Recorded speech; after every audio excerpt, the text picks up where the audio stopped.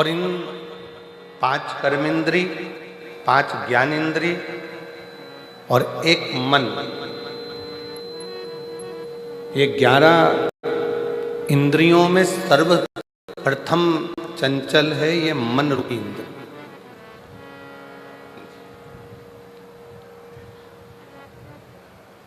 जब भगवान की कथा को श्रवण करने के लिए बैठोगे, धारण करने के लिए बैठोगे, तो ये मन रूपी इंद्री सबसे पहले डोलेगी, मन विचलित होगा, भटकेगा। तब शिव कथा कहती है कि इस मन को केंद्रित कर कर शिव तक लेकर आना पड़ेगा।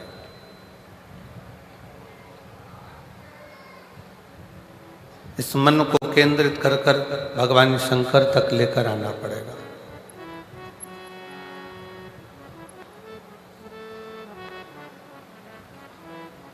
और जितना सहजता के साथ में, सरलता के साथ में और नम्रता के साथ में आप इस कथा के रस तत्व को ग्रहण करोगे। जैसे एक बहुत बड़ी बात संत कहते हैं कि जंगल में आग लगी है,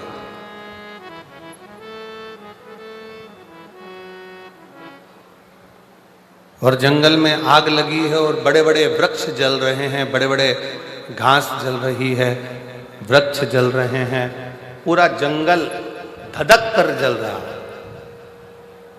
पर जंगल में आग लगने पर वृक्ष जल रहे हैं, घास जल रही है, पर पूरा जंगल जलने के बाद जब देखा गया तो उसमें जो छोटी छोटी दुर्वा थी, छोटी छोटी जो घास थी, छोटी छोटी दूब थी, वो दुर्वा नहीं जली, वो बच गई।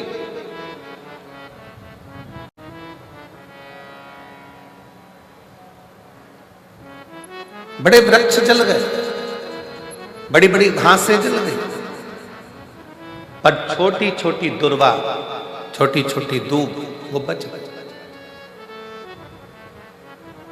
क्योंकि वो दबी की दबी रह गई।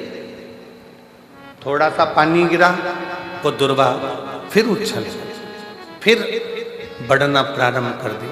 शिव महापुराण की कथा कहती है कि भगवान की कथा में, गुरु की शरण में, परमात्मा की शरण में, ईश्वर की शरण में, संत की शरण में, परमात्मा की कथा में जब भी पहुंचो, उस समय पर बड़े बनकर नहीं, छोटे बनकर जाओगे तो गुरु और संत और शिव की कृपा की दृष्टि से फिर बढ़ते चले जाओगे।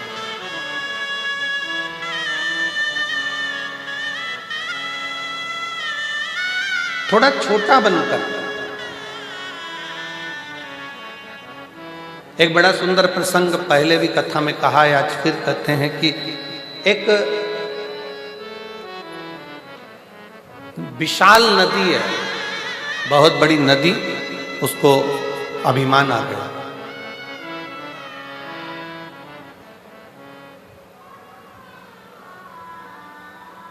और बहुत बड़ी नदी को जब अभिमान आया, बहुत बड़ी नदी को जब अहंकार आया, अभिमान आया, तो उस नदी ने समुद्र से कहा, समुद्र, मैं दुनिया की सबसे बड़ी नदी हूं और बड़ी विशाल हूं,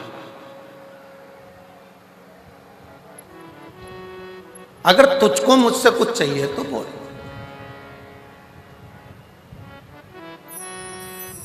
मैं दुनिया की सबसे विशाल नदी हूं, सबसे बड़ी नदी हूं, समुद्र, तुझे कुछ चाहिए हो तो मुझसे बोल। अगर तुझे कुछ चाहिए तो मुझसे बोल, मैं तुझे दे सकता। समुद्र ने हंसकर कहा, नदी मेरे पास में तो माणिक है, मोती है, सोना है, चांदी है, हीरा है, पन्ना है, रतन है, माणिक, औषधि सब मुझ में। देवता भी मेरा मंथन कर कर इसमें से माणिक, औषधि, रतन सब निकाल लेते हैं, मुझे कुछ भी नहीं चाहिए।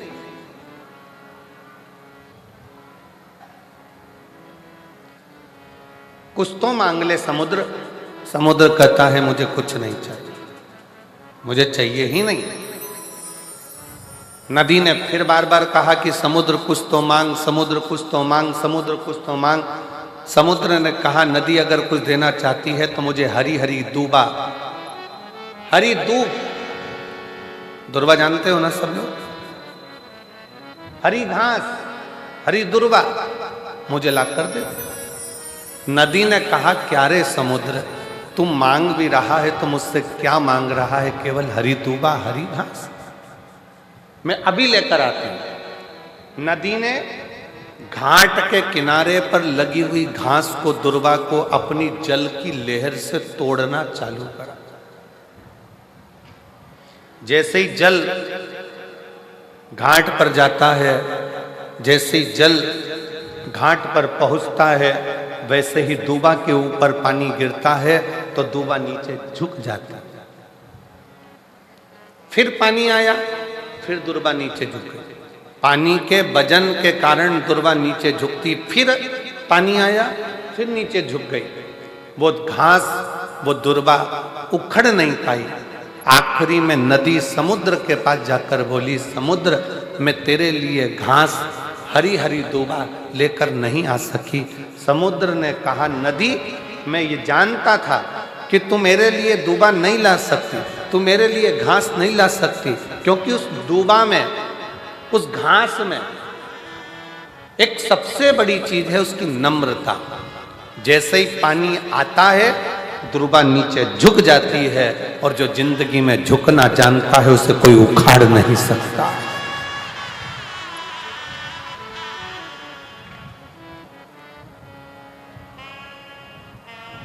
जो झुकना जानता है उसे कोई उखाड़ नहीं सकता। जो अपने रब के आगे, अपने इष्ट के आगे, अपने ईश्वर के आगे, ओमकार के आगे, परमात्मा के आगे, शिव के आगे जो एक बार झुकना सीख गया, फिर दुनिया की किसी की सामर्थ्यता नहीं है कि वो उसे उखाड़ कर फेंक दे, क्योंकि उसकी नम्रता उसको प्रबलता, उसकी नम्रता, उसकी प्रबलता। आपने अगर जीवन में परमात्मा के आगे झुकना सीखा है, शिव महापुराण की कथा कहती है, जगत में कहीं मत झुको पर उस सतगुरु के आगे,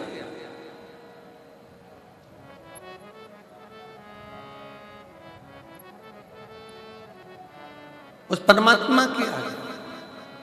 आप दुनिया में कहीं मत झुको पर उस सतगुरु के आगे, उस परमात्मा के आगे, उस इष्ट के आगे, उस ईश्वर के आगे, शिव के आगे, घर के बड़ों के आगे, घर के बुजुर्गों के आगे जिसने झुकना सीख लिया, फिर दुनिया की कोई सामर्थ्यता नहीं कि तुम्हें उखाड़ कर कहीं फेंक दे या तुम्हें कहीं खड्डे में गिराए।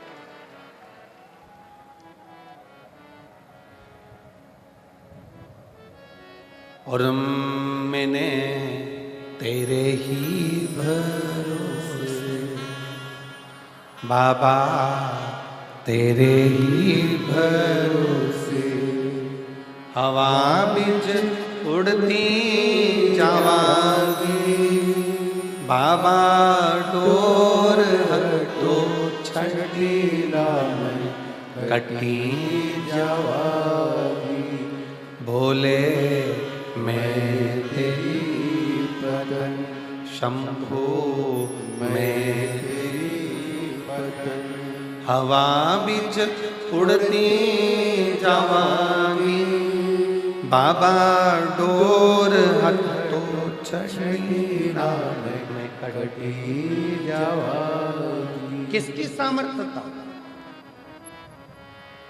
शिव महापुराण की कथा में एक कथा आती है देवराज नाम के ब्राह्मण की।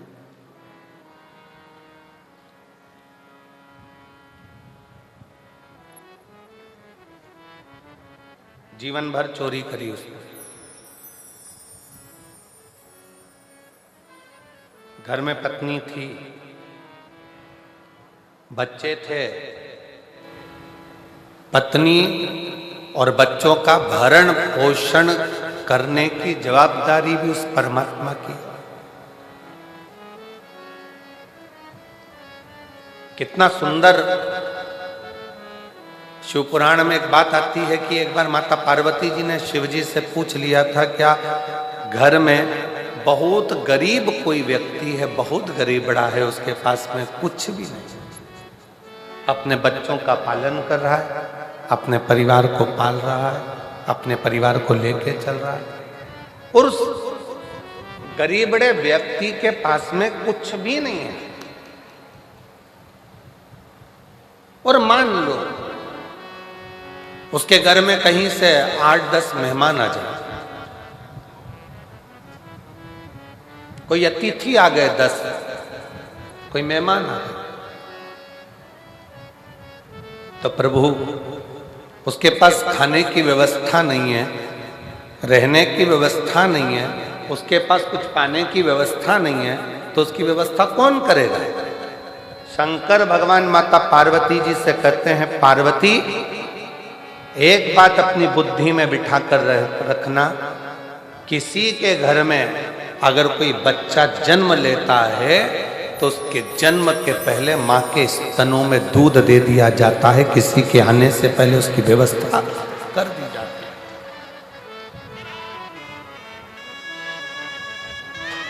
बच्चे ने जन्म नहीं लिया, बच्चा जन्म नहीं लिया, पर माँ के स्तनों में दूध दे दिया गया कि बच्चा आएगा तो पिएगा क्या, पेट कैसे भराएगा, उधर की तृप्ति कैसे होगी। ये दुनिया के लोगों को लगता है अगर मैं दुकान पर नहीं जाऊंगा ना तो दुकान नहीं चले, मत जा, खोल कर देख, चलिए। तुम नहीं थे तब भी दुकान चलती थी, तुम चले जाओगे तब भी दुकान चलेगी, तुम नहीं थे तब भी परिवार चल रहा था, तुम चले जाओगे तो भी परिवार चलेगा। तो अहंकार की जिंदगी से दूर हटकर ये सोचो कि हमारी दुकान चलाने वाला भी वो रब है और हमारे घर को, परिवार को चलाने वाला भी वो शिव है, कोई दूसरा नहीं चला रहा।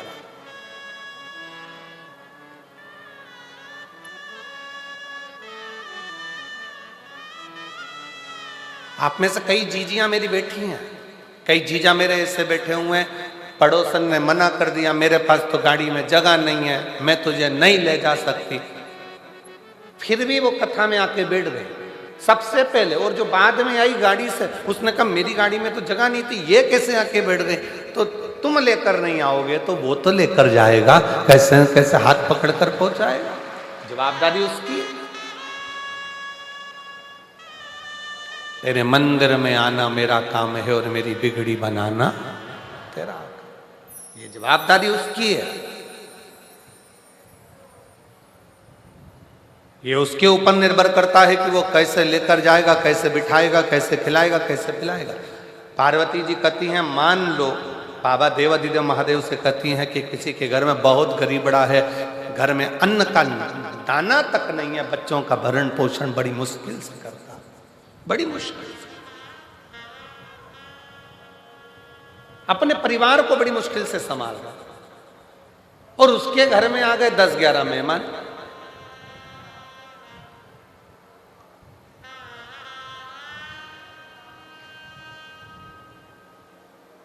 उसके घर में 10-11 मेहमान आकर बैठ गए, उनको खिलाएगा कौन? शिव जी कहते हैं, पार्वती पहले बात तो याद रख, किसी के घर में अगर मेहमान आते हैं तो वो केवल मनुष्य नहीं होता, वो मेहमान केवल मानव नहीं है। किसी के घर में अगर मेहमान आते हैं तो वो उसका कल्याण करने के लिए स्वयं संत और परमात्मा किसी के दरवाजे पर पहुंचते हैं। एक कथा गुरु नानक देव जी की हमने पहले कही थी कि बाले के साथ में जाते जाते एक बुढ़िया के झोपड़े को देखा।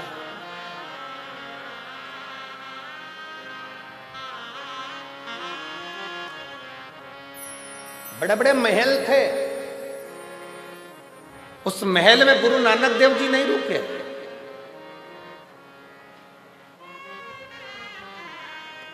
गुरु नानक देव जी रुके तो एक झोपड़े में रुके, एक बुढ़िया के झोपड़े में, एक बूढ़ी मां के झोपड़े में। पूछो हमको कुछ पवा देंगी? जाओ जरा बात करो। बूढ़ी माँ खुश होकर बोली, मेरे पास में जो होगा मैं आपको दूंगी, आप रहो मेरे झोपड़े।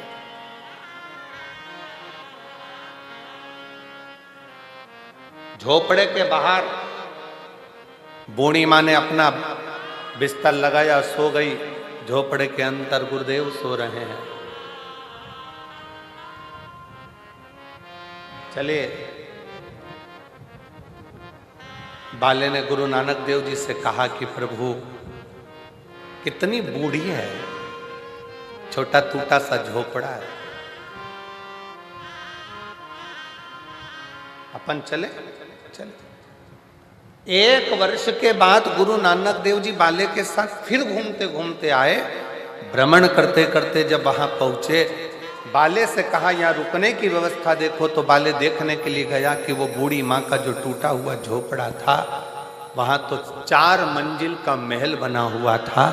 बाले ने गुरु नानक देव जी से कहा कि गुरुदेव, वो बूढ़ी माँ तो बहुत भिक्षुक सी थी, जिसके पास में खाने के निवाले नहीं थे, अन्न का दाना नहीं था, सोने के लिए पलंग नहीं था, हमको अंदर सुलाकर खुद बाहर जाकर सो गई थी। उसका ये 4 मंजिल का झोपड़ा महल कैसे बन गया 4 मंजिल का?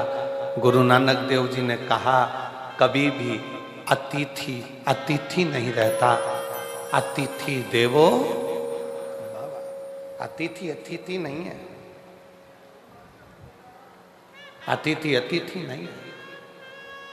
स्वयं शिव है, स्वयं शंकर है, स्वयं ईश्वर है, स्वयं भगवान।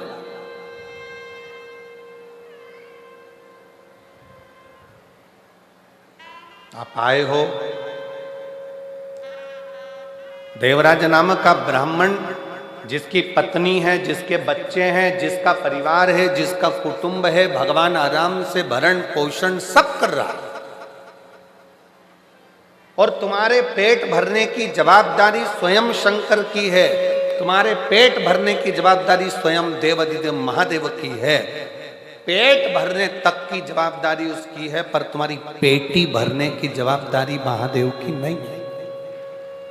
पर दुनिया पेट भरने से ज्यादा पेटी भरने में लगा हुआ है।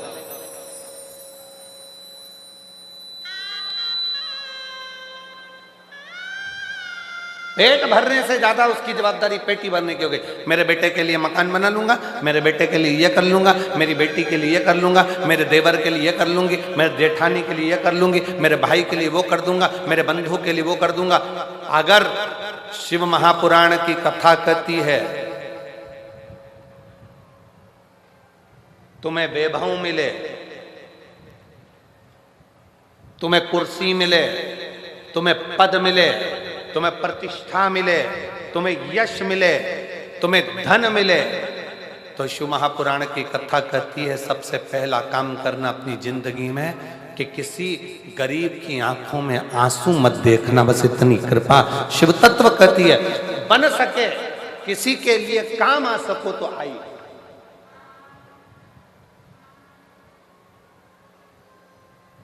अपने पद का, अपनी प्रतिष्ठा का, अपने यश का, अपने वैभव का, अपनी सत्ता का सदुपयोग करिए। तो एक लाइन शैलेंद्र जी गुनगुनाते हैं, कभी भूखे को भोजन, आप लोगों को भी आते हैं, कभी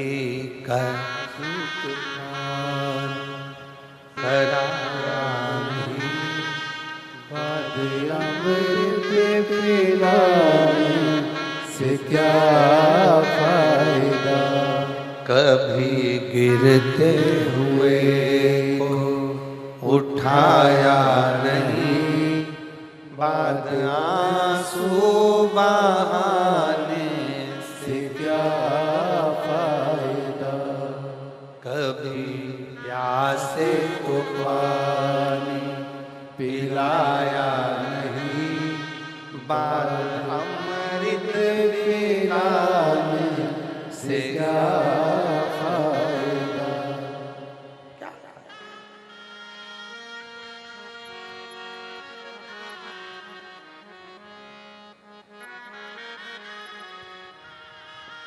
मैं तो मंदिर गया पूजा की पूजा करते हुए ये ख्याल आ गया, मैं तो मंदिर गया पूजा की पूजा करते हुए ये ख्याल आ गया, कभी माँ बाप की सेवा की नहीं, फिर पूजा रचाने से क्या फायदा, कभी माँ बाप की सेवा की नहीं, फिर पूजा रचाने से क्या फायदा, कभी प्यासे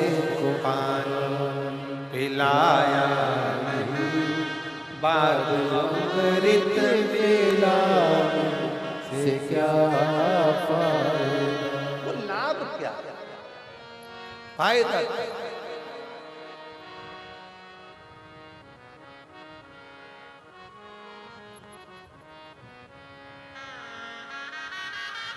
भगवान ने दिया अगर वैभव, भगवान ने दिया अगर सत्ता, भगवान ने अगर दिया है धन प्रतिष्ठा, तो उसका सदुपयोग करिए, अच्छा करिए। देवराज नाम का ब्राह्मण पत्नी थी, तब तक उसको चोरी करने की जरूरत नहीं पड़ी। पुत्र था, चोरी करने की जरूरत नहीं पड़ी। बेटी थी, चोरी करने की जरूरत नहीं पड़ी। देवराज ने चोरी करना कब प्रारंभ करी? जब एक पर स्त्री का संग हो गया, पर स्त्री का संग। देवराज अपने मित्रों के साथ जा रहा था, ठिठोली करता हुआ, हंसता हुआ, गुनगुनाता हुआ अपने मित्रों के साथ जा रहा था, और एक स्त्री ने उसको देखा। वो स्त्री नहीं,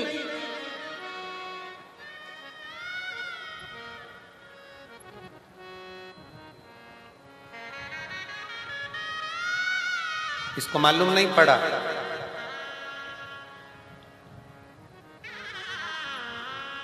कि एक साधारण सी स्त्री नहीं है।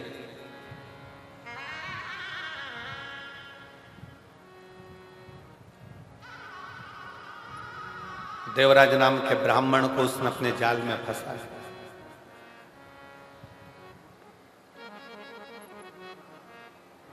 काया की आसक्ति, मीठी वाणी की आसक्ति, नयनों की आसक्ति, उसके स्वरूप की आसक्ति देवराज को खींच ली।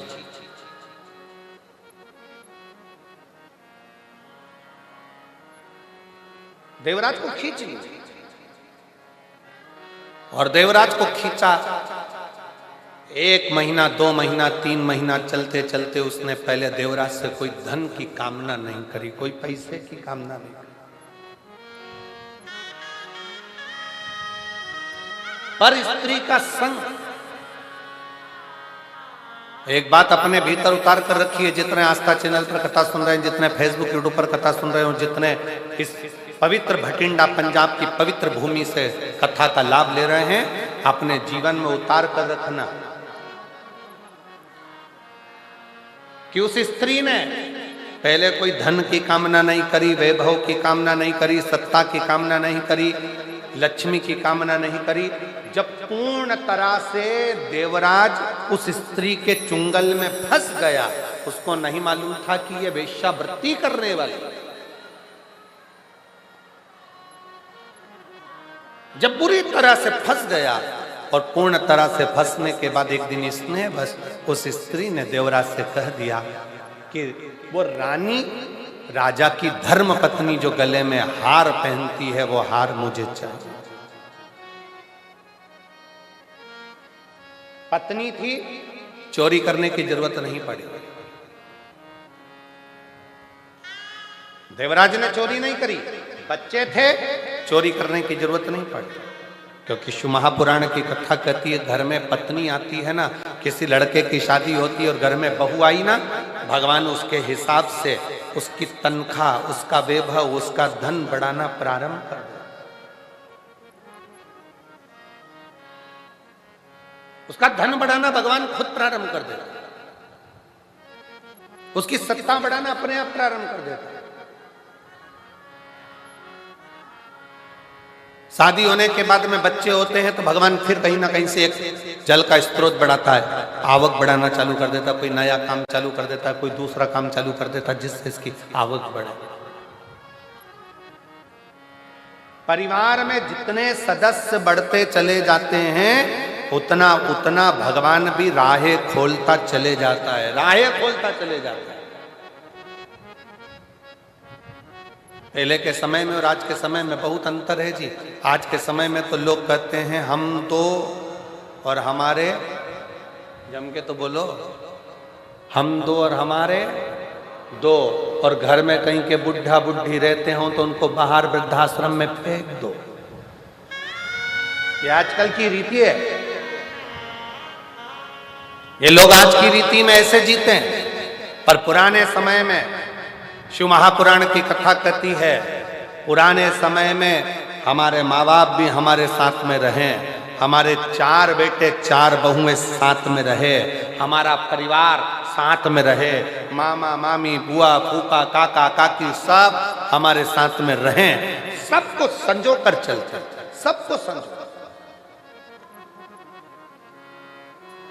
पहले लड़की की शादी करते थे ना तो लड़के वालों के यहाँ देखने जाते थे कितना बड़ा परिवार है। क्यों साहब, लड़के के कितने भाई हैं? तो कहा साहब लड़के के तो 4 भाई हैं, बहुत बढ़िया।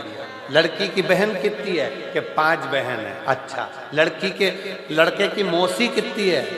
लड़के की माँ की बहनें कितनी है? तो कहा 7 है। अच्छा, तो लड़के के पिताजी के भाई कितने हैं? तो कहा 5 है। मामा जी कितने? के 3 है। ऐसे पूरा हिसाब जोड़ा जाता था तो भरा पूरा परिवार देखा जाता था। तब लड़के की शादी करते, लड़की की शादी करते। इतना बड़ा परिवार देखकर माँ बाप अपनी बेटी की शादी करते थे। आज के जमाने में पूछते हैं क्यों साहब, बोल दूं क्या? बुरा तो नहीं लगेगा? क्यों साहब बेटी की शादी करना है? कौन कौन है घर में? तो कहा साहब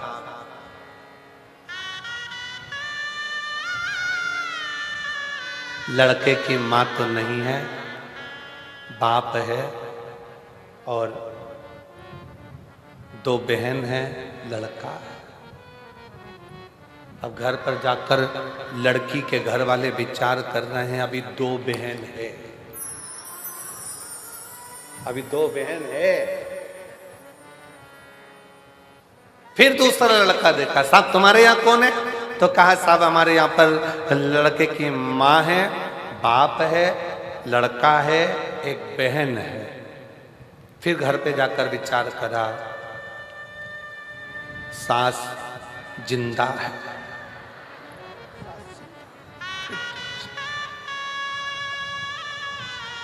फिर कोई लड़का देखा, पूछा साहब लड़की की शादी कौन कौन है तुम्हारे घर में बेटा?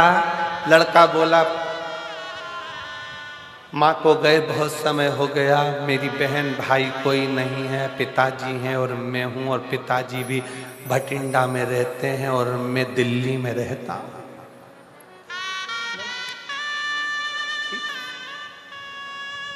पिताजी पूरी जमीन जो हमारी खेती है वो देखते हैं, मैं सर्विस में हूँ दिल्ली में। ठीक है, रिश्ता पक्का। क्यों? लड़की को काम नहीं करना पड़ेगा, बनाएगी तो ठीक, नहीं तो होटल, ऑनलाइन बुकिंग सब है।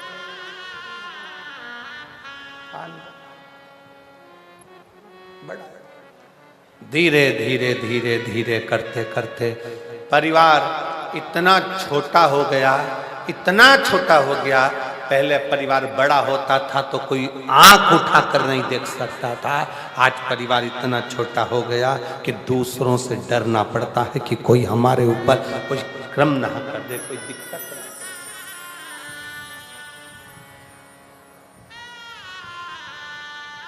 और हम फिर निवेदन करते हैं, हम 2 हमारे 6,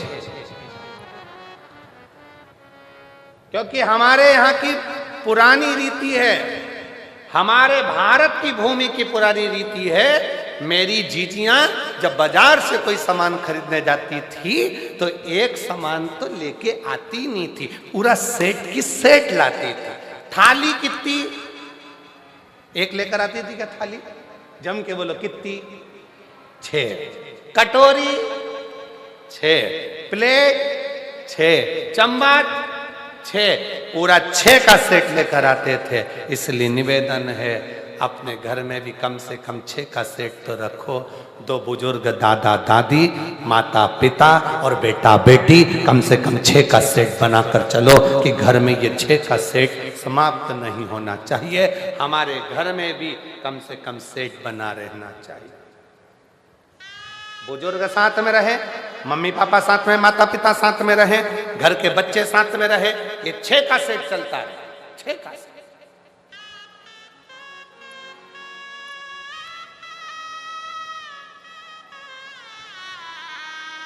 सेठ में कमी हो जाए, घर की दादी के मान लो बहुत बुजुर्ग हो गई थी, प्राण चले गए, तो फिर सेठ को बढ़ाने का प्रयास करो। पोते की शादी करना है, सेठ कम पड़ गया, एक थाली कम दिख रही है, बहू लेकर आ जाओ।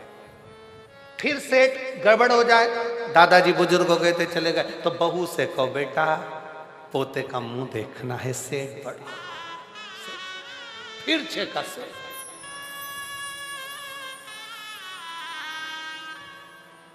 थोड़ा सा। अब दुनिया के लोगों को लगता है कि गुरुजी आजकल का जमाना इतना विचित्र है, ऐसा जमाना आया है गुरुदेव, इतनी महंगाई का युग है, इतनी महंगाई का युग है, कैसे गुजारा हो बच्चों का, कैसे गुजारा हो बच्चों का। शिव महापुराण की कथा कहती है, भगवान शंकर का चरित्र कहता है, ये हम सोचते हैं कि कैसे गुजारा हो, वो परमात्मा जब पृथ्वी पर जन्म ही उसको देता है जिसका गुजारा उसको करना होता है, नहीं तो जन्म ही नहीं देता, जन्म ही नहीं देता। अगर आप कथा तक पहुंचे हो, भगवान की शरणागति तक पहुंचे हो, भगवान के भजन तक पहुंचे हो, भगवत स्मरण तक पहुंचे हो, तो कहीं ना कहीं परमात्मा की विरल भक्ति आपके ऊपर है। गुरुद्वारे में जाकर चाकरी कर रहे हो, सेवा कर रहे हो, शिवालय में जाकर सेवा कर रहे हो, किसी गुरु की शरणागति में पहुंचकर सेवा कर रहे हो, तो उस दिन समझ लेना कि मेरे रब ने, मेरे भगवान ने, मेरे शंकर ने, मेरे गुरु ने बड़ी कृपा करी, जो इस पापी शरीर से, इन इंद्रियों, जो आसक्ति में डूबने वाले शरीर है, इस शरीर से भगवान ने अपनी सेवा करवा ली। एक पत्र है, देखिए कितना सुंदर है। अभी सारे पत्र तो हम पढ़े नहीं हैं।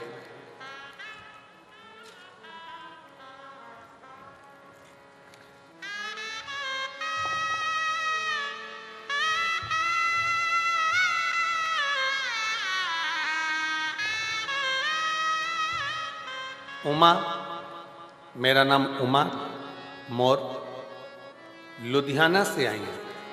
कहीं बैठी हो उमा जी? लुधियाना से हैं। आप ही हैं? आ जाओ, एक बेलपत्र लेकर जाना, आ जाइए। मैं उमा और लुधियाना से आई हूँ। मेरा मोबाइल नंबर ये है, पत्र एलईडी पर दिख रहा, आस्था चैनल पर और एलईडी पर आप अपना पत्र पढ़ सकते हैं। जिस पत्र को ये यहाँ से सुनाया जा रहा है वो आप एलईडी पर देख सकते हैं। उमा मोर, लुधियाना से आई हूँ। मेरा मोबाइल नंबर ये है। आपकी कथा 2019 से सुन रही हूँ। मैं आपके कहने अनुसार रोज मंदिर जाती हूँ, शिवजी पर 1 लोटा जल समर्पित करती हूँ, बेलपत्र चढ़ाती हूँ और रोज चढ़ी हुई बेलपत्र को जल पीकर उसको खा लेती हूँ। 30 साल से मधुमेह की बीमारी थी। 30 साल हो गए थे दवाइयां लेते लेते, पर वो बीमारी समाप्त नहीं हो रही थी। तब बाबा से प्रार्थना कर कर इतनी ज्यादा तकलीफ बढ़ गई थी कि आखिरी में शिवजी के मंदिर जाना, जल चढ़ाना और बेलपत्र खाना प्रारंभ करा। आज बाबा की कृपा से पूर्ण तरह से स्वस्थ हूं, दवाई की जरूरत नहीं और बीमारी खत्म है। मैं बाबा को प्रणाम करने के लिए आई हूं और बाबा को धन्यवाद देती हूं। शिव की कृपा किसको करे? शंकर की उदार तक। एक पत्र और बड़ा सुंदर आया, देखिए।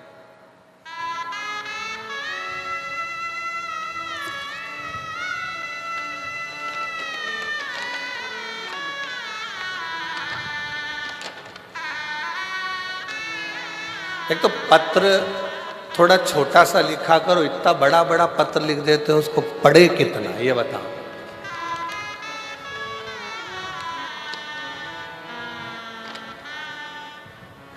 राजकुमार चंद्रकला सैनी, पति श्री राजकुमार सैनी, राजीव नगर, हिसार, हरियाणा की रहने वाली हूं। मेरा मोबाइल नंबर ये है। कहीं बैठे हैं आप ही हैं? आ जाओ, बेलपत्र लेकर जाना। आ जाओ। एक लोटा जल का मैं क्या वर्णन करूं गुरुदेव?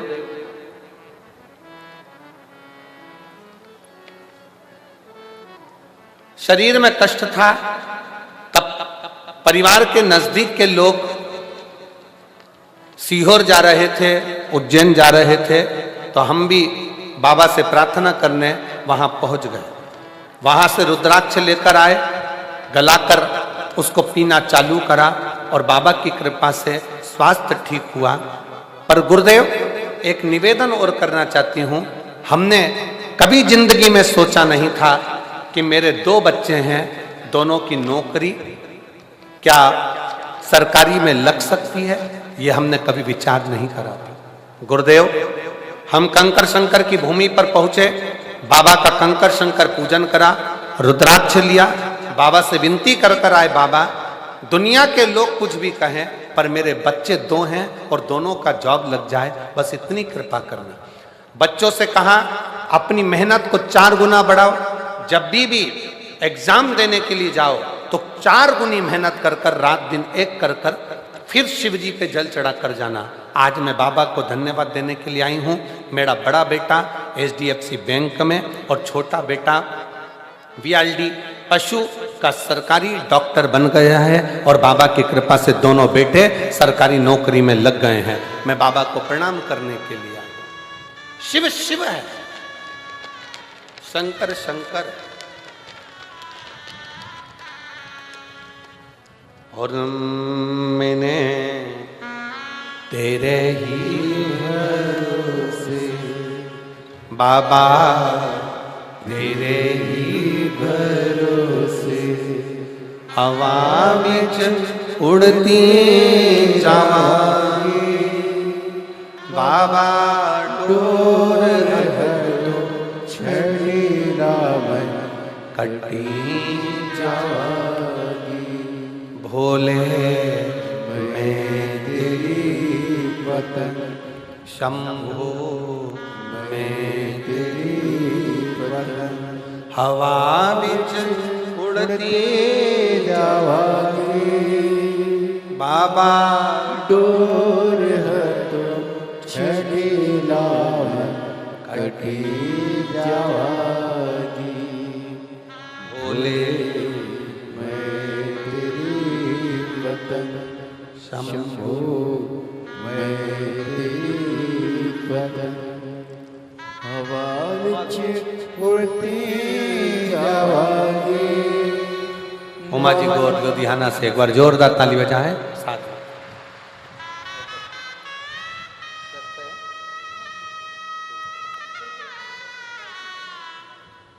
दीदी बोल रही हैं मेरी मधुमेह की पूरी दवाइयां छूट गई और बाबा की कृपा से मैं ठीक हूं। शिव शिव शिव एक विश्वास, एक भरोसा।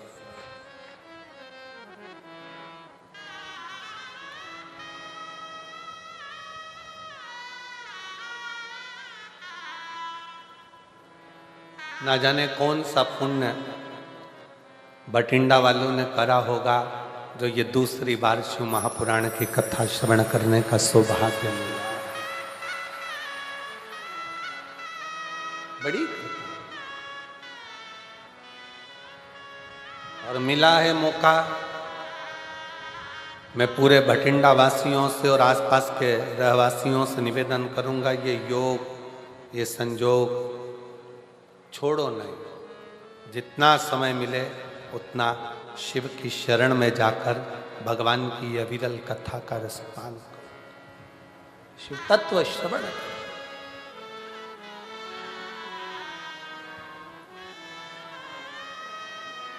भक्ति को धारण,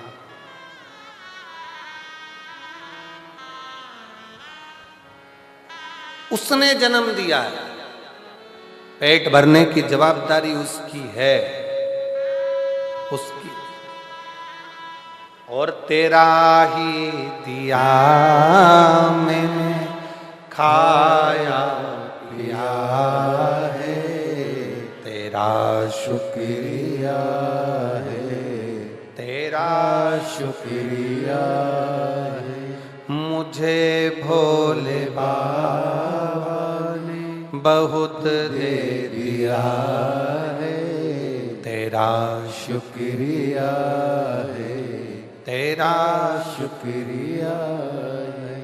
ये जायदाद दी है, औलाद दी है, मुसीबत में हर वक्त इमदाद दी है, तेरा ही दिया मैंने खाया पिया है, तेरा शुक्रिया है, तेरा शुक्रिया है। शिव कथा कर रही है भगवान शंकर का चरित्र का, शिव महापुराण की कथा कर रही है। पार्वती जी शिव जी से कह रही हैं, अगर किसी के घर में मेहमान आ जाए, मान लो बहुत, शिव जी कहते हैं उसकी पूरी जवाबदारी मेरी खुद की है, मेरी स्वयं की, स्वयं की। कोई दूसरे की नहीं, मेरी स्वयं।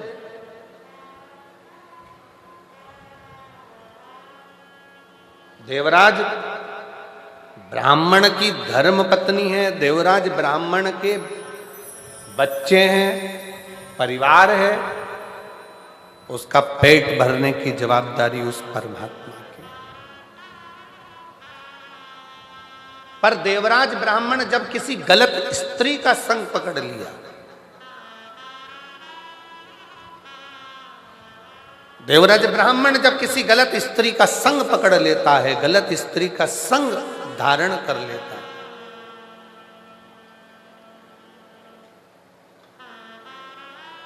तब वो स्त्री पहले तो कुछ नहीं बोली, पर बाद में जब वो देख लेती है कि अब मुझे धन की जरूरत है, तब वो देवराज ब्राह्मण से कहती है जाओ, और जो रानी के गले में हार पड़ा हुआ है वो रानी के गले का हार मुझे ला कर दो।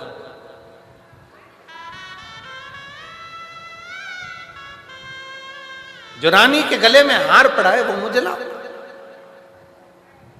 और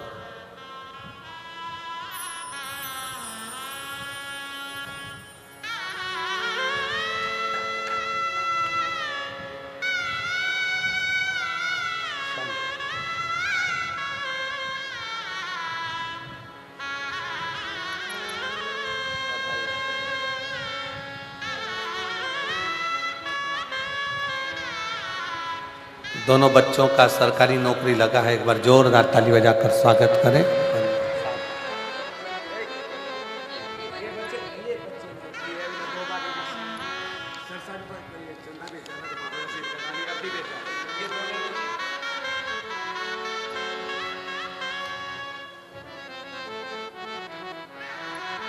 शिव कृपा किसको कहते हैं?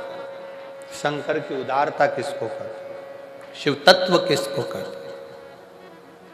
चोरी करने के लिए देवराज उस स्त्री के कहने पर, उस नारी के कहने पर तैयार हो गया। और जब देवराज उस स्त्री के कहने पर, उस नारी के कहने पर तैयार हुआ, चोरी करने के लिए आतुर हुआ, चोरी करने के लिए पहुंच भी गया और रानी का हार चुरा कर लेकर आ भी गया, पर राजा के जो दूत थे, सेवक थे, गुप्तचर थे, वो पीछे पड़ गए।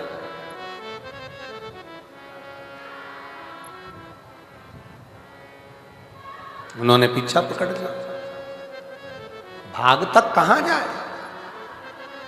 छुपने का स्थान नहीं मिला, शरीर में ताप पड़ने लगा, बुखार आने लगा। तब वो देवराज ब्राह्मण शंकर के मंदिर में प्रवेश कर गए, शिवालय में, शिव के मंदिर में। और शरीर में ताप पड़ रहा था तो छुप कर बैठ गया। शिव कथा चल रही थी।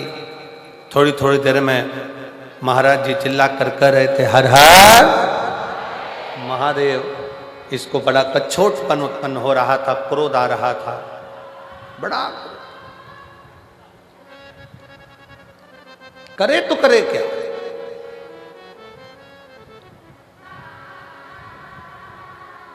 अंदर से बड़ा कछोटा जा रहा था। मंदिर से चोरी का सामान लेकर बाहर निकला।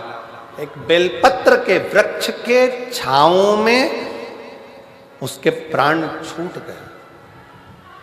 और बहुत सावधानी से ध्यान रखना, तुम्हारे भरण पोषण की जवाबदारी उसकी है, पत्नी के भरण पोषण की जवाबदारी उसकी है, बच्चों के भरण पोषण की जवाबदारी उसकी है। पर व्यक्ति जब सही राह पर चलता है उसकी जवाबदारी परमात्मा लेता है। पर वो जब गलत राह पर निकल जाता है, किसी गलत स्त्री के संग में, झूठ में, प्रपंच में, गलत संगत में, गलत विचारों में जब वो पढ़ना चालू हो जाता है तो फिर वो अपनी जवाबदारी बंद कर देता है।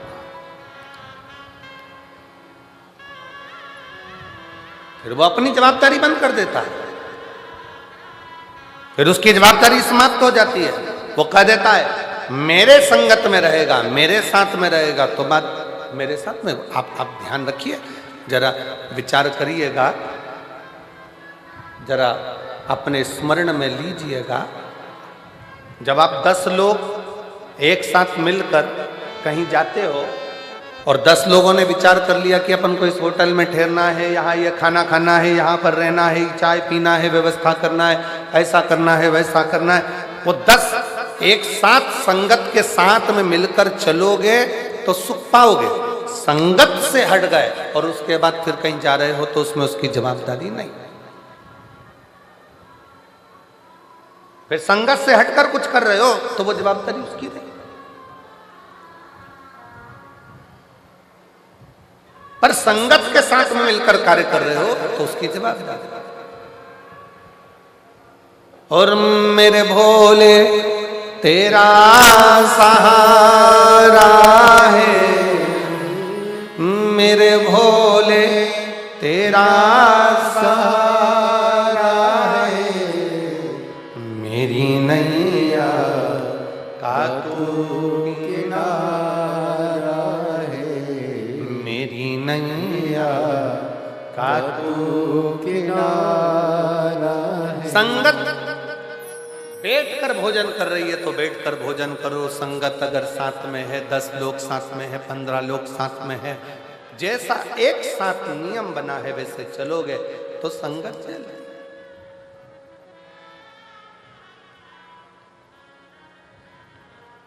एक पैसे वाला व्यक्ति मरता है ना, बहुत धन वाला व्यक्ति मरता है तो उसके मरने के बाद एक सभा होती है, जिसको कौन सी सभा कहते हैं? शोक सभा।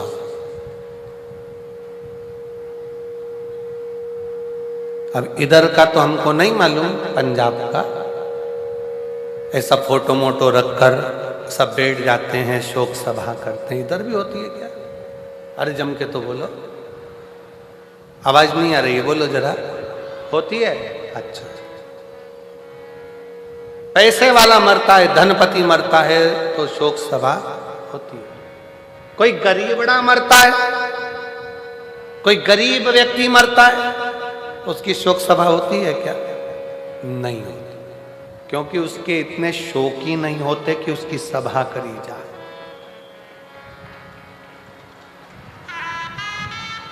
जिसके शोक ज्यादा होते हैं उसकी शोक सभा भी होती है, और जिसके शोक ही नहीं होते वो शोक सभा क्या करेगा? वो तो थोड़ी देर बैठकर गुरुवाणी को श्रवण कर लेता है, सत्संग कर लेता है, भगवान की भक्ति कर लेता है, राम नाम, कृष्ण नाम, शिव नाम को जप लेता है और अपनी जिंदगी का आनंद पा लेता है।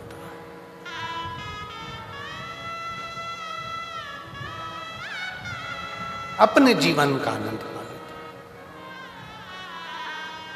उसे कोई मतलब नहीं। जिसके शोक ज्यादा है, व्यसनों में डूबा हुआ है, वैश्यावृत्ति में डूबा हुआ है, मदिरा पान में डूबा हुआ है,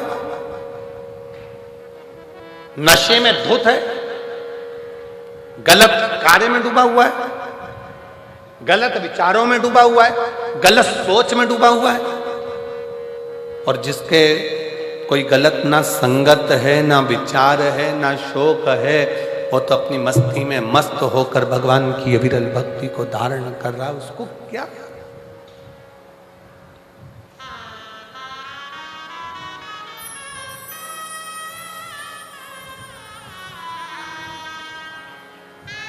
और तेरी कृपा का क्या है भरोसा, कब किस पर हो जाए जरासी हम पर कर दो, जरासी हम पर कर दो।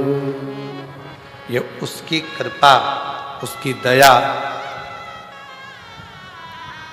जो समर्पित होकर जी रहा है, गलत गलत व्यसनों से दूर है। और फिर निवेदन है, सही राह पर चलोगे तो परमात्मा भी साथ देगा, और गलत राह पर चलोगे तो एक दिन अपने साथ छोड़ देते हैं, वैसे ही परमात्मा भी साथ छोड़ देता है। जब तुमने गलत कार्य करना प्रारंभ कर दिया, गलत कर्म करना प्रारंभ कर दिया, गलत सोचना प्रारंभ कर दिया, गलत तरीके से कमाना प्रारंभ कर दिया, गलत तरीके से लाना प्रारंभ कर दिया, तो परमात्मा ने भी साथ देना बंद कर दिया। फिर परमात्मा साथ नहीं देता।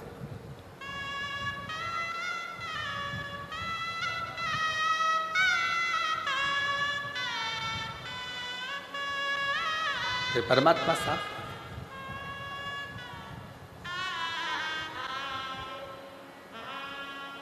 शिव कथा कह रही है, मानव देह में, मनुष्य के शरीर में जो अच्छा बन सकता है, हम फिर निवेदन करेंगे, कहीं गंगा जी के घाट पर जाकर बहुत सालों तक मत बैठो।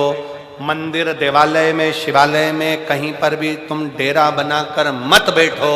तुम तो अपने घर में रहो, अपने परिवार में रहो, अपने कुटुंब में रहो, अपनों के साथ रहो, पर इतना याद रखो कि गलत कर्म की ओर ना जाए। हाँ, अगर कोई पाप कर्म जिंदगी में थोड़ा बहुत हो भी गया है तो उस परमात्मा को छोड़ दो कि बाबा, एक लोटा जल में जो रोज तुम्हारे ऊपर चढ़ा रही हूं, यह समझ लेना कि मैंने कोई पाप कर्म करा होगा, तो आप मेरे वो पाप को मिटाते चले जाओगे और पुण्य को बढ़ाते चले जाओगे। मेरा पाप कर्म समाप्त होते जाएगा, पुण्य कर्म बढ़ते जाएगा। बस इसी भाव से मैं चल। एक पत्र है, अच्छा है।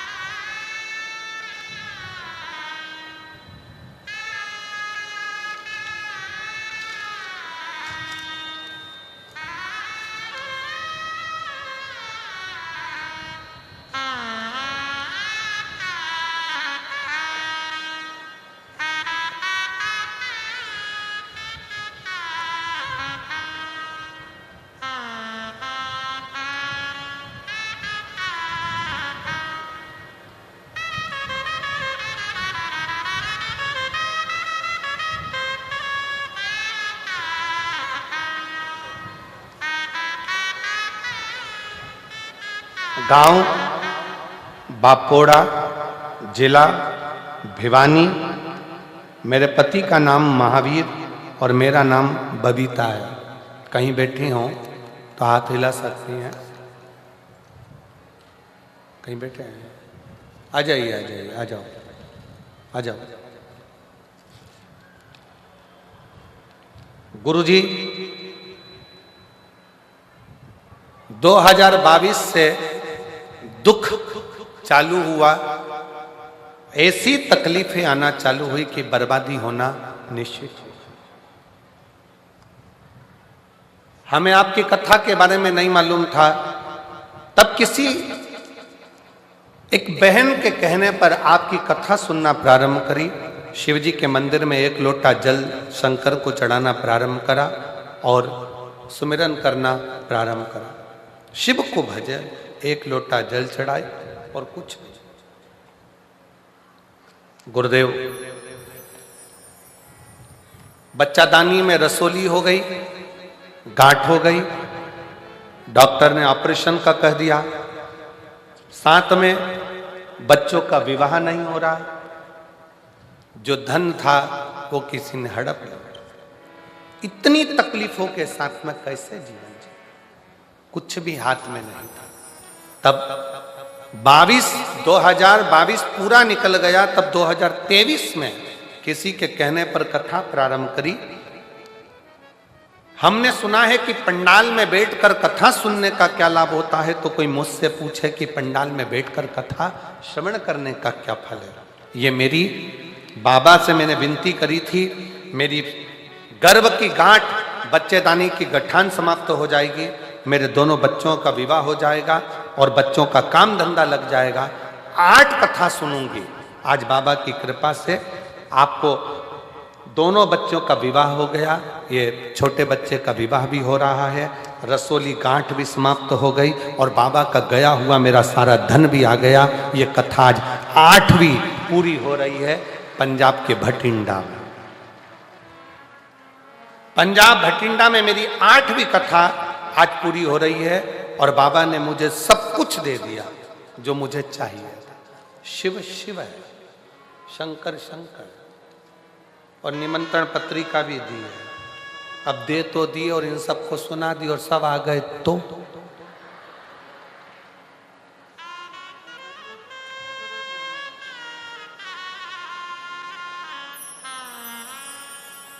शिव शिव है, शंकर शंकर, हो गर्दानी होकर। आप किस भरोसे पर शिव महापुराण की कथा कर रही है, भगवान शंकर का चरित्र कर रहा है? आपका विश्वास कितना दृढ़ है, आपका भरोसा कितना दृढ़ है?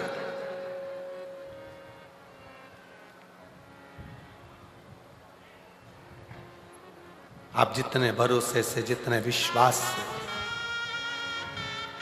जिस दृढ़ता से भगवान को भजते हो, अपने हृदय की बात कहते हो, भगवान उसको श्रवण करता, सुनता।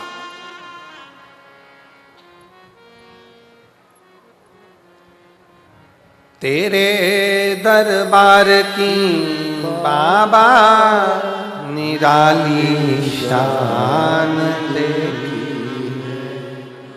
तेरे दरबार की बाबा निराली शान तेरी है। तुझे देते नहीं देखा, पर झोली भरी देखी है। तुझे देते नहीं देखा, पर झोली भरी देखी है। मुख दुनिया मोड़ेगी बाबा, तू मुखड़ा ना मोड़े। मेरी लगी परी तीनू बाबा, तू वे ना दौड़ी। मैनू लगी परी तीनू बाबा, तू वे ना दौड़ी। मुख दुनिया मोड़ेगी बाबा, तू मुखड़ा मोर। शिव के प्रति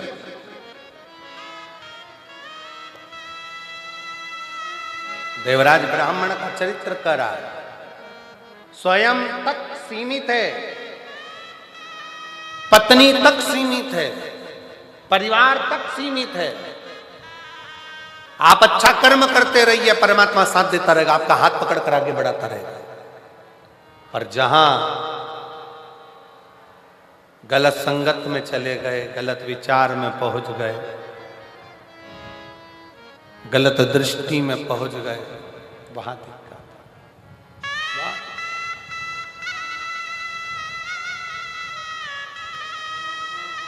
और हुआ वही वही वही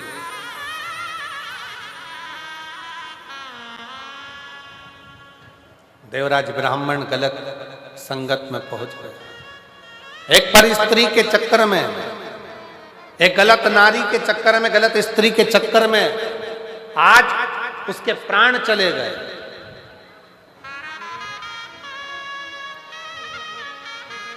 गलत स्त्री के चक्कर में आज उसका प्राण चले गए।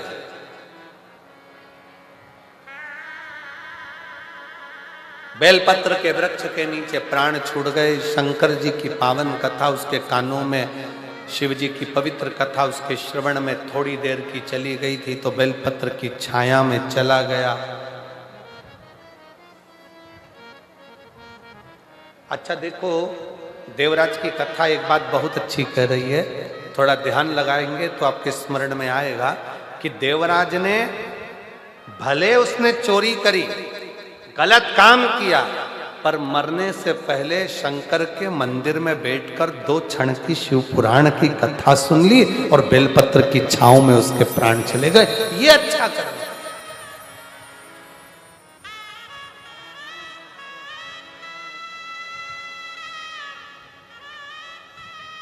एक तो बेलपत्र की छांव मिल गई, दूसरा मरने से पहले शंकर भगवान की कथा मिल गई, आज शिव की कथा मिल। ये कितनी बड़ी कृपा, कितनी दया।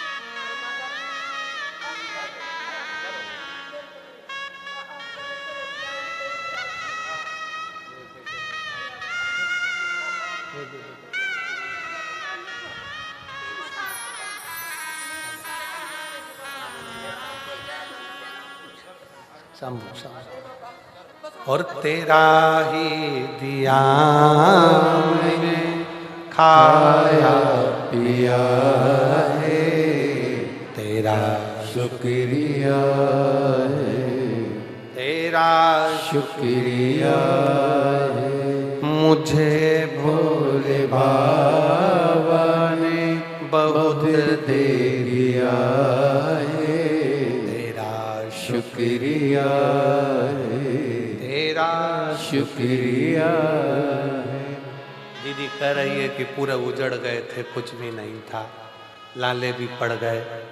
एक जिसको दिया धन सब चले गया, व्यापार सब ठप पड़ गया, कुछ भी नहीं था। 2022 पूरा उजड़ गया। 2023 से शंकर पर 1 लोटा जल चढ़ाना चालू करा। 2025 में बाबा ने फिर संभाल लिया। शिव शिव है। पर बैठकर भगवान शिव से अपने मन का भाव बड़े प्रेम से, आनंद से बाबा को अपने दिल की बात कहिए, हृदय से प्रार्थना करिए, निवेदन करिए। यही अरदास करने के लिए, यही प्रार्थना करने के लिए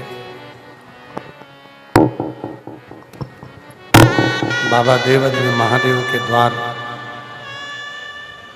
सभी शिव भक्त बड़े भाव से आते हैं। दिल से बाबा को प्रार्थना करिए, निवेदन करिए, विनय करिए। जहाँ जगह मिले वहाँ बैठकर भाव से बाबा को अपने मन का भाव करिए। जिनको आता है वो साथ में बोलेंगे, प्रार्थना करेंगे।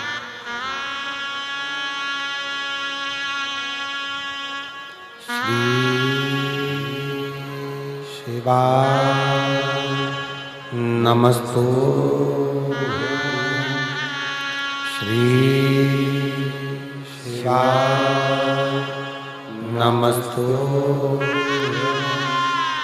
श्री शिवाय नमस्तु श्री शिवाय नमस्तु श्री शिवाय नमस्तु। भोला सब दुख काटो ओ भोला सब दुख काटो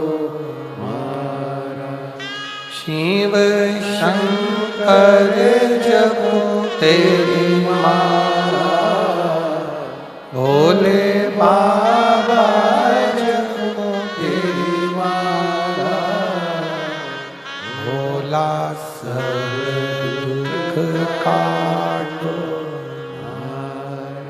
ओ भोला सब दुख काटो वेश मंगल मंगलकारी वेश मंगल मंगलकारी शमशान वासी हमारा शमशान वासी हमारा ओ भोला सब दुख काटो ओ भोला सब दुख काटो।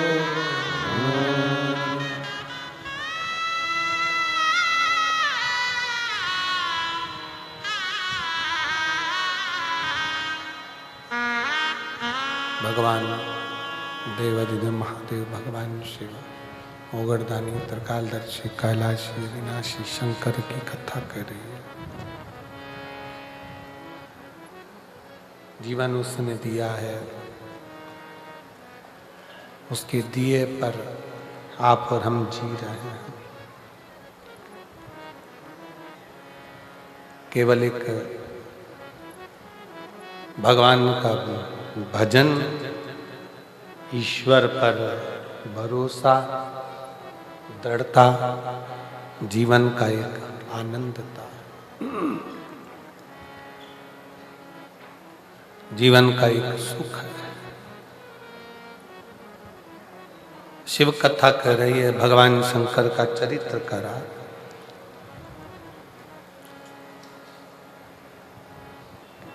भगवान देवादिदेव महादेव का चरित्र करा है कि ऐसा संसार में कोई नहीं जन्मा जिसके प्राण नहीं जाएंगे। जाएंगे, मरना सबको, पर निवेदन केवल इतना है कि मरने से पहले जैसे देवराज शंकर के मंदिर में पहुंच गया तो परमात्मा के धाम पहुंच गया, नहीं तो था तो पापी, चोरी भी करता था, गलत काम भी कर रहा था, व्यसन में भी डूब गया था, गलत संगत में भी चला गया।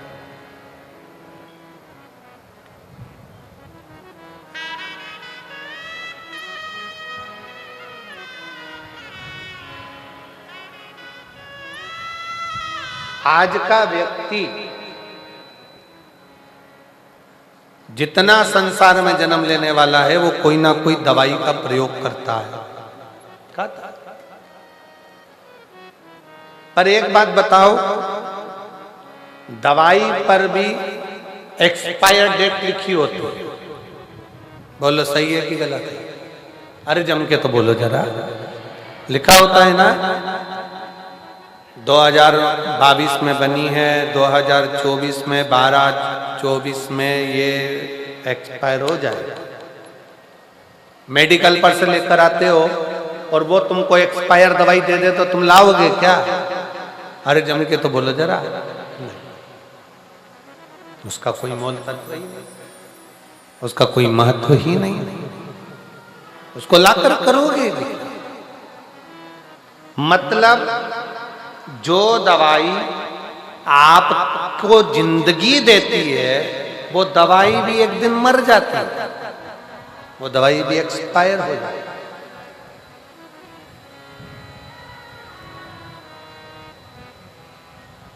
तेल की भी एक्सपायर डेट आती है। जो तुम क्रीम लगवाते हो चेहरे पर या लगाते हो उसकी भी एक्सपायर डेट आती है। बोलो बोलो जरा जम के बोलो,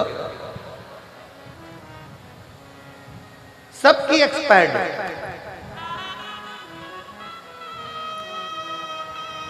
फ्रिज खरीद कर लाए, उसकी भी गारंटी कार्ड आया है, 1 साल तक की जवाबदारी हमारी, उसके बाद एक्सपायर हुआ तो हमारी गई। हर चीज की। एक दवाई भी अगर खा रहे हो, दवाई भी ला रहे हो, छोटी सी पानी की बोतल खरीद कर लाए हो, पीने का पानी का बोतल लेकर बैठे हो, उस पे भी लिखा हुआ एक्सपायर डेट।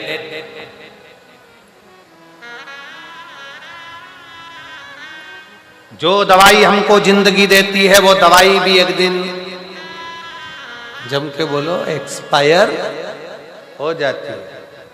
तो डॉक्टर ने क्या कहा, मेडिकल वाले ने क्या कहा, ये दवाई एक्सपायर हो उससे पहले खाओ। ये खुद ही एक्सपायर हो जाएगी तो तुम खाकर करोगे। दवाई एक्सपायर हो उससे पहले तुम उसको खा लो, क्रीम एक्सपायर हो उससे पहले लगा लो, पाउडर एक्सपायर हो उससे पहले पोत लो, पानी की बोतल एक्सपायर हो उससे पहले, अरे बोलो जम के, पी लो। और तुम एक्सपायर हो उससे पहले परमात्मा का नाम डालो। इससे बता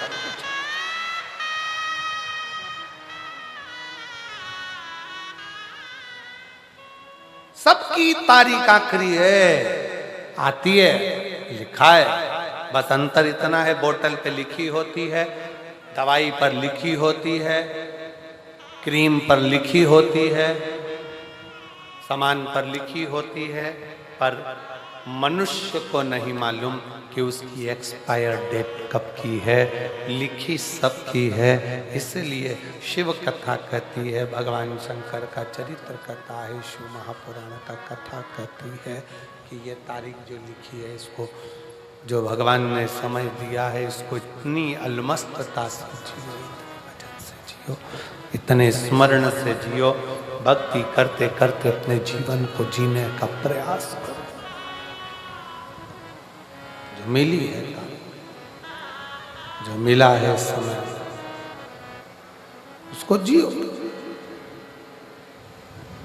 दवाई एक्सपायर हो उससे पहले उसको खाओ, पानी एक्सपायर हो उससे पहले, बोतल एक्सपायर हो उससे पहले पियो, और मनुष्य एक्सपायर हो उससे पहले भगवान की अविरल भक्ति को धारण करो, भगवान के भजन को धारण करो, भगवान के स्मरण को धारण करो।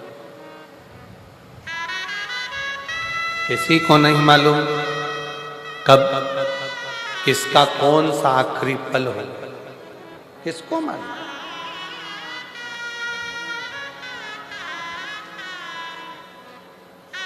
मेरे भगवान भोलेनाथ से, मेरे भगवान से, शिव से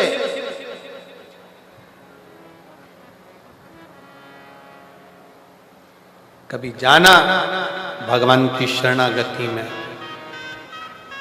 तो उनसे कहना, बाबा बुढ़ापा देना,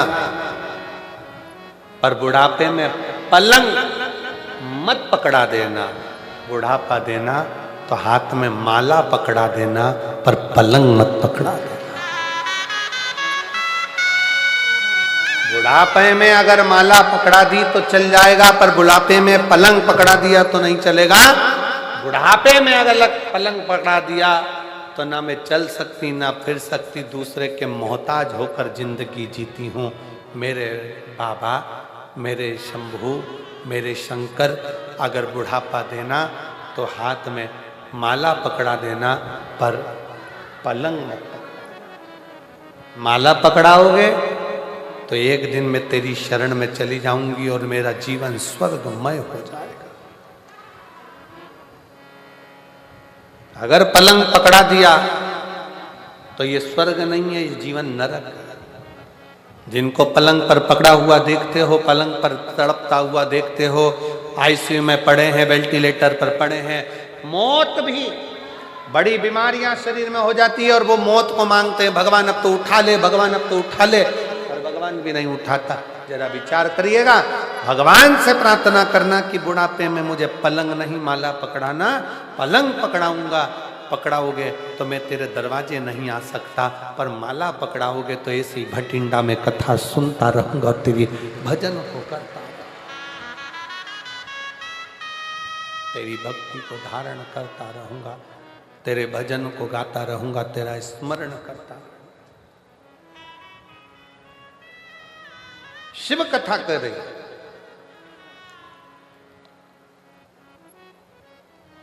भगवान शंकर का चरित्र करा। देवराज एक्सपायर हुआ, देवराज के प्राण छूटे उससे पहले देवराज शंकर के मंदिर तक पहुंच गया।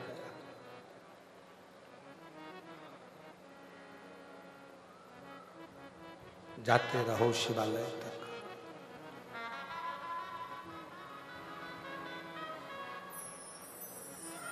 जाते। गुरु नानक देव जी ने एक बात अपनी बड़ी बहुत लग्नता से कही अपने जनमानस को। गुरु नानक देव जी ने किसके सामने?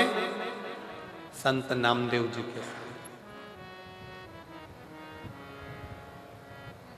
संत नामदेव जी के सामने महाराष्ट्र के वो संत नामदेव गुरु नानक देव जी से मिलने के लिए अपना महाराष्ट्र छोड़कर पंजाब में आकर रहे थे। आप लोगों को मालूम कि नहीं मालूम, पर यदि आप अध्ययन करेंगे तो उसमें मिलेगा कि महाराष्ट्र के संत नामदेव जी महाराज अपना महाराष्ट्र छोड़कर भगवत भजन करते करते विठ्ठल पांडुरंगा विठ्ठल पांडुरंगा विठ्ठल पांडुरंगा कहते कहते पंजाब आ गए थे। और इस पंजाब की भूमि पर गुरु नानक देव जी की संगत करी उन्होंने।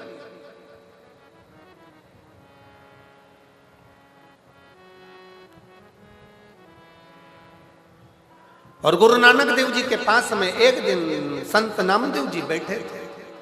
संत और गुरु नानक देव जी और नामदेव जी दोनों ही सुमिरन करने वाले थे। भगवत नाम जपना, भगवान का भजन करना, स्मरण करना।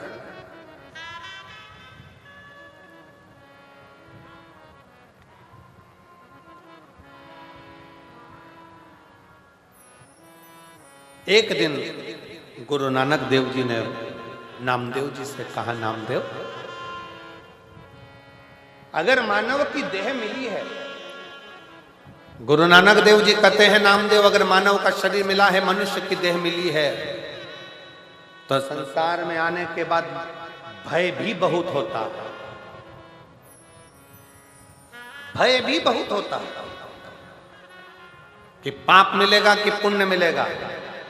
पर गुरु नानक देव जी नामदेव जी से कहते हैं, अगर मनुष्य की देह मिलने के बाद आपका सुमिरन, आपका भजन, आपका स्मरण अगर निश्चित है, तो फिर पाप का आडंबर नहीं, पुण्य की प्रबलता में मनुष्य आगे बढ़ता चलेगा।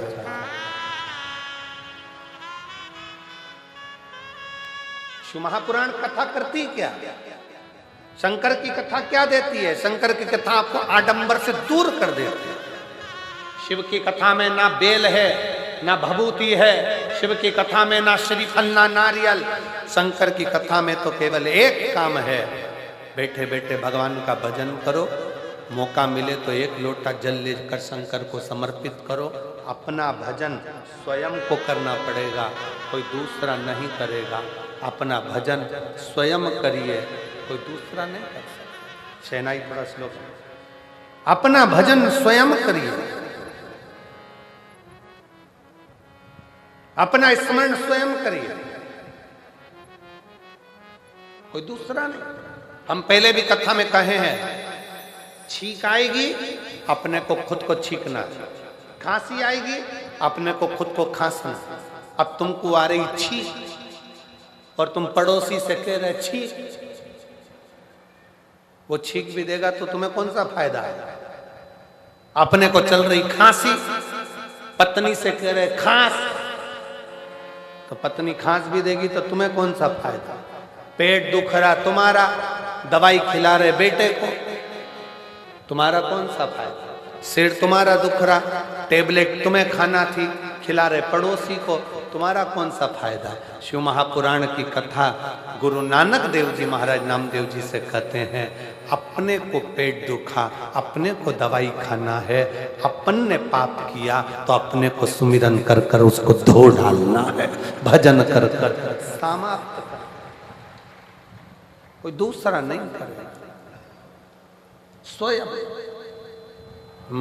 मत बुरे कर्म कर बंदे वरना पछताएगा, भगवान की आंखों से तू बच नहीं पाएगा, तू बच नहीं पाएगा। अरे ओ अज्ञानी मत करना, अरे ओ अज्ञानी मत करना, तेरे कर्म का फल भी तू ही पाएगा, जैसा किया तूने तेरे आगे आएगा। मत बुरे कर्म कर बंदे वरना पछताएगा, भगवान की आंखों से तू बच नहीं पाएगा, तू बच नहीं पाएगा। अरे ओ अज्ञानी मत करना, अरे ओ अज्ञानी मत करना। अपन को खुद भगवत भजन करना,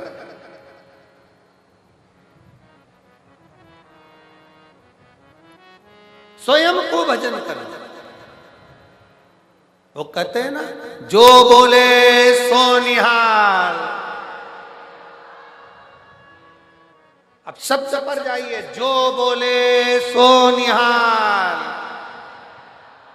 जो जपेगा, जो भजेगा, जो बोले वही निहाल हो जाएगा। जो जपेगा, जो भजेगा, जो स्मरण करेगा, सुमिरन करेगा भगवत नाम में, भगवान की भक्ति में, प्रभु नाम में, ईश्वर के भजन में जो डूबा है, सत्य में जो डूबा है, फिर उसे आँच नहीं आती, वो निहाल होता चले जाता है, बढ़ता चले जाता है, बढ़ता चले। अपनी भक्ति के बल को बढ़ा, अपने भजन के बल को बढ़ा। एक पत्र है बड़ा सुंदर, देखिए।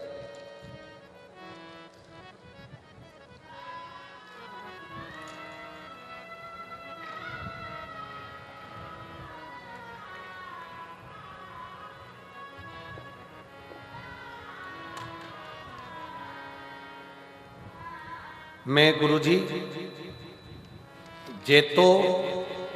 जेतों की निवासी हूँ, जेतों की निवासी हूँ। मेरा नाम उमा रानी, मेरा पति का नाम गौरी शंकर जी है। कहीं बैठी हो तो हाथ हिला सकते हो। आप ही हैं, आ जाए, एक बार वापिस हाथ हिला दीजिए। मेरा नाम उमा रानी, मेरे पति का नाम गौरी शंकर जी है। मैं जेतो की निवासी हूं, आ जाइए। मैं क्या वर्णन करूं गुरुदेव एक लोटे जल का। 2022 से आपकी कथा सुन रही हूं और शिवजी पे जल चढ़ा रही हूं। गुरुदेव, मेरा बेटा डॉक्टर की तैयारी कर रहा है। 4 साल हो गए थे उसको तैयारी करते करते, पर उसको गवर्नमेंट कॉलेज नहीं मिल रहा। आखिरी में उसने मन में सोच लिया कि मां, अब मैं एग्जाम नहीं दूंगा। तब मैंने उससे कहा कि वो सियोर वाला महाराज कथा कहता है और 1 लोटा जल चढ़ाने को कहता है। तू भी जल चढ़ा, अपनी मेहनत को 4 गुना करने का बोलता है।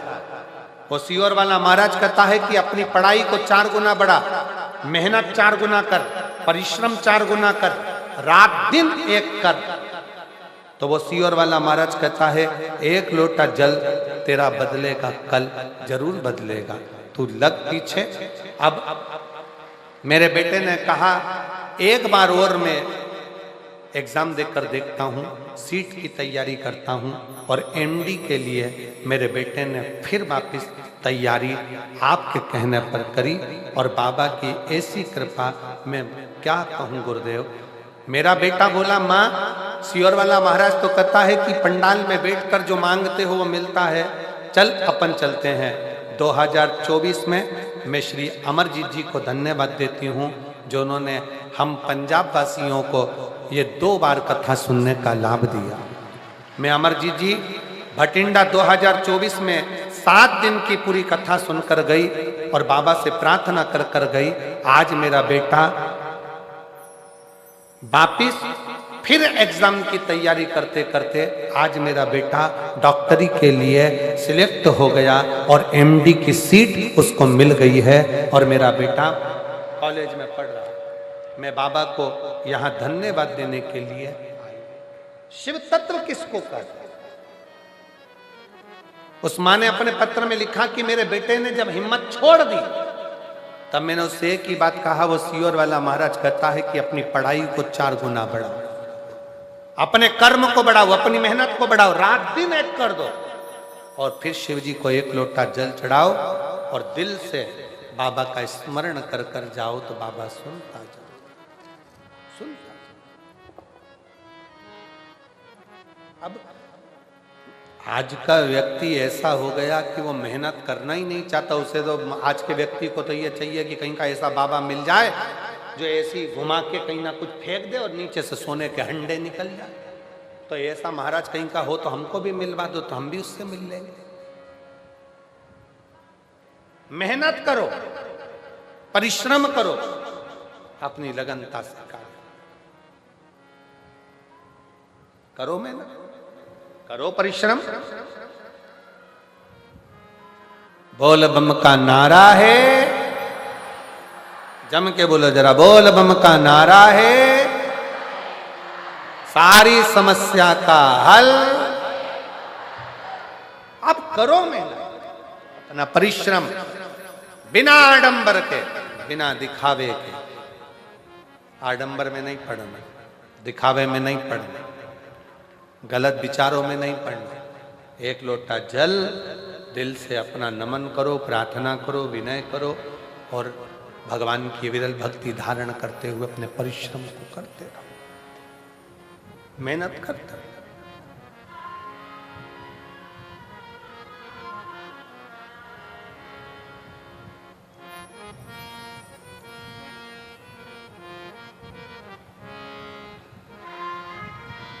शिव कथा कर रहे, भगवान शंकर का चरित्र कर रहे, शिव महापुराण की कथा वर्णन कर रहे। जब विश्वास जागृत हो तो शिव कैसे। एक पत्र और है बड़ा सुंदर, पंखा भी भेजा हो।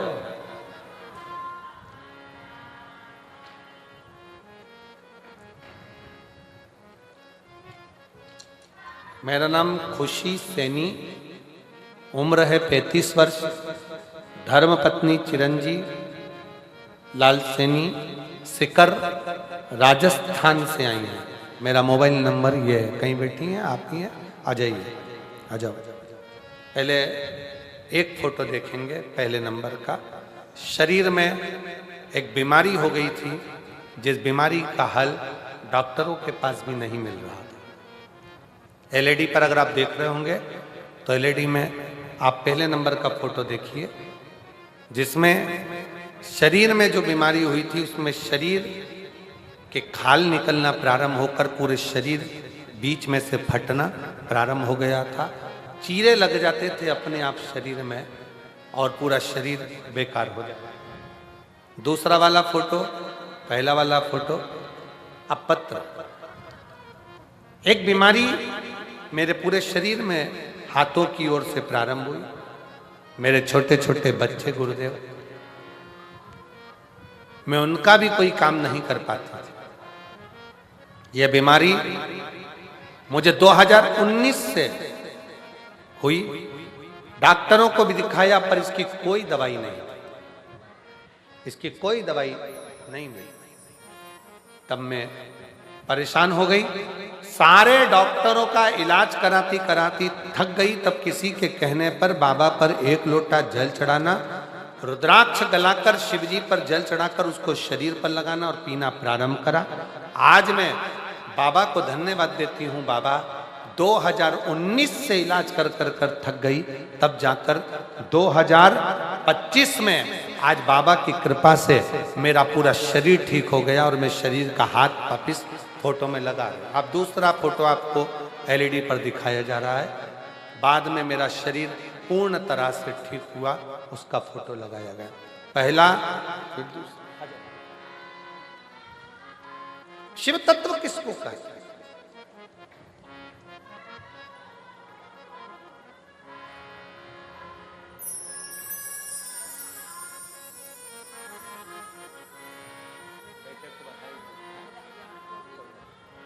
बेटा डॉक्टर बन रहा है, एक बार जोर ताली बजाऊं मेरी माता के लिए।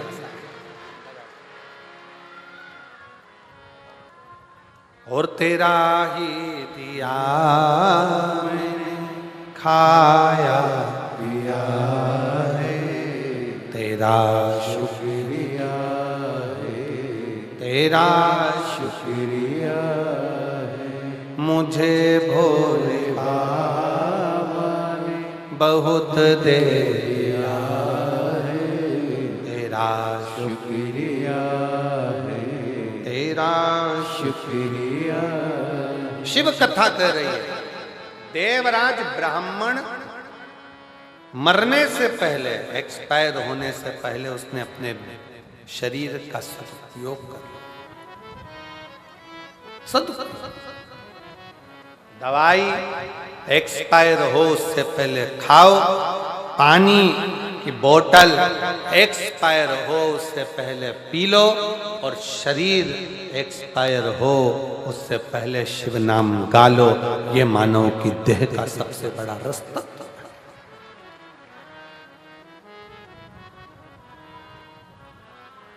इसका प्रयोग करो।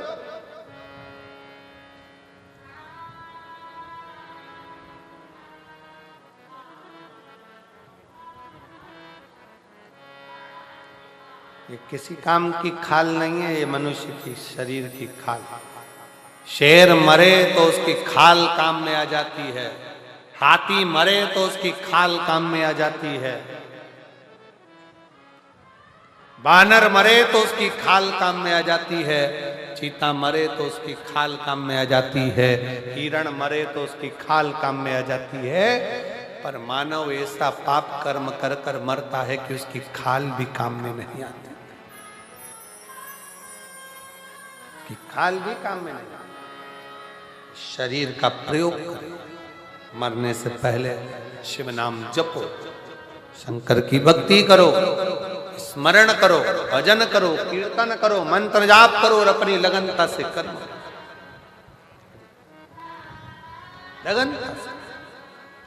देवराज के प्राण चले गए, भगवती स्मरण। पूछा शिव जी से, मैंने तो पाप ही पाप किया।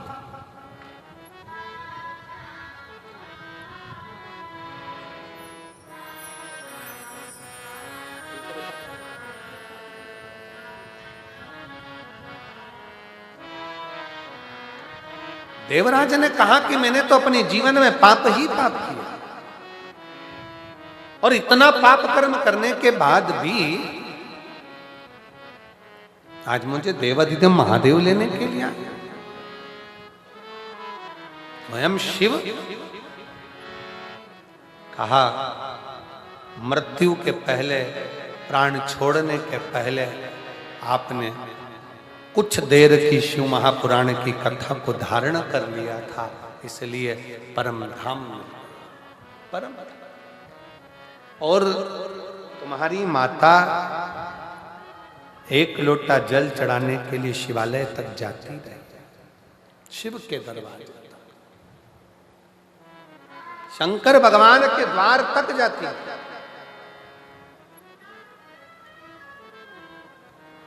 शिव की चौखट तक जाती है। तो शिव कैसे ना देते। फिर वर्णन आया, एक बिंदुक नाम का ब्राह्मण चोरी का धन ले जाता पानी में डूब गया, मर गया।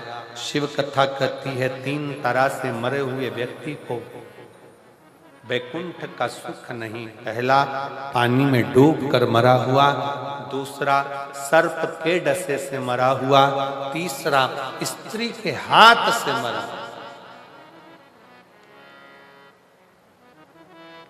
पानी में डूबकर मरे हुए का भी मोक्ष नहीं है, सर्प के डसे से मरे हुए का मोक्ष नहीं है, स्त्री के चक्कर में, नारी के चक्कर में, नारी के लिए, नारी के चक्कर में प्राण छूटे हैं, स्त्री के हाथ से मरे हुए का भी मोक्ष नहीं। हम कई बार लड़कों से कहते हैं, नवयुवक बेटाओं से कहते हैं, कई बच्चे लोग कह देते हैं, उसने मुझे धोखा दे दिया, मैं मर रहा हूं। काय को मर रहा है? ये तो संसार सागर है। मनुष्य की देह मिली काय के लिए है? यहाँ जितने मिलेंगे सब धोखा देने वाले मिलेंगे। केवल एक वो भोलेनाथ ऐसा है जो जिंदगी में कभी धोखा नहीं देता, वो निभा कर रहता।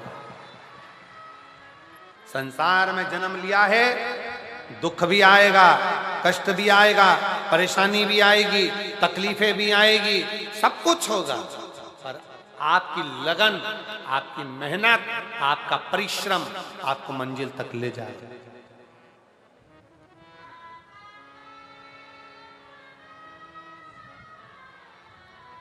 थोड़ा सा दुख आया, मन में सोच लिया कर्जा हो गया, कर्जा हो गया। अरे कर्जे का नाम ही है कर करके जा, उसी का नाम कर्जा। जब उस पे लिखा ही है कर्जा कर्जा, कर करके बच्चों के लिए ले लिया, बैंक से लोन लो, यहां से लोन लो, वहां से लोन लो, वहां से लोन लो।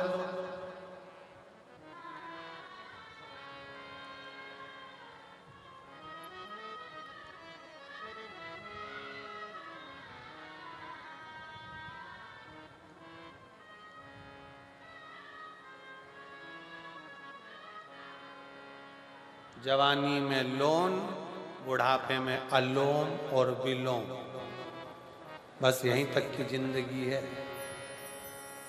पहले ले लो, फिर देने का नंबर आए तब अलोम विलोम में पड़ गए। अब तो जाने का समय हो गया, कहां से चुकाऊंगा? टेंशन, क्या चिंता? लिया तुमने, मरना एक विचार नहीं है। अगर कर्जा हो भी गया, दुख आ भी गया, तकलीफ आ भी गई, कष्ट आ भी गया, तो ये विचार करना चाहिए, आएगा, निपटेंगे, जो होगा देखा जाएगा। एक लोटा जल चढ़ाएंगे और मेहनत करेंगे 4 गुनी और आगे बढ़ते चलेंगे। परिश्रम ज्यादा करेंगे, मेहनत ज्यादा करेंगे, आगे बढ़ेंगे, बढ़ते जाएंगे।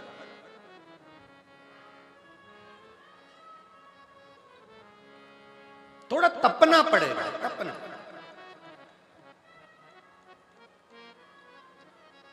आज आप लोग अपना घर छोड़कर शिव महापुराण की कथा तक आए हो, अपना कूलर, एसी, पंखा, घर छोड़कर भीड़ में इतना आनंद के साथ कथा में आकर बैठे हो।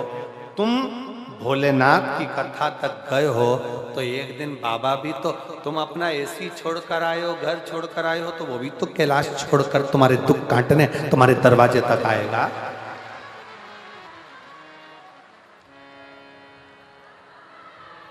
वो भी तो पहुंचेगा। अब तुम तो सोचो कि हम घर से निकले ही नहीं और सब कुछ प्राप्त हो जाए, मेहनत करे ही नहीं, कहीं से कुछ आकर हमारे पास मिल जाए, वो श्रेष्ठता नहीं। शिव कथा कर रही है, बिंदु के प्राण गए चंचुला देवी ने तुम रुका जी से कहकर शिव महापुराण की कथा का रसपान कराया। जजमान कौन बने तो शंकर पार्वती स्वयं ईश्वर जी गोरा जी बने हैं और ईश्वर जी गोरा जी बनकर कथा का रस तत्व ग्रहण करने के लिए चले हैं। एक बार जोरदार ताली बजाएं। ईश्वर जी और गोरा जी आ रहे हैं भगवान की पवित्र कथा का आनंद लेने के लिए। सुंदर भाव से आज पहले दिन की कथा यहाँ पर विराम ले रही है। मेरा निवेदन रहेगा यजमान परिवार से और समिति से, भक्तों के बैठने के लिए पंडाल की व्यवस्था बढ़ाएं, क्योंकि लोग धूप में बहुत पड़े हुए हैं। इसलिए मेरा अमरजीत जी से भी और पूरी समिति से निवेदन है कि बैठने के लिए पंडाल की व्यवस्था सुचारू रूप से करें, जिससे धूप में गर्मी में लोगों को चक्कर ना आए और आराम से बैठ सकें। हर हर जय जय।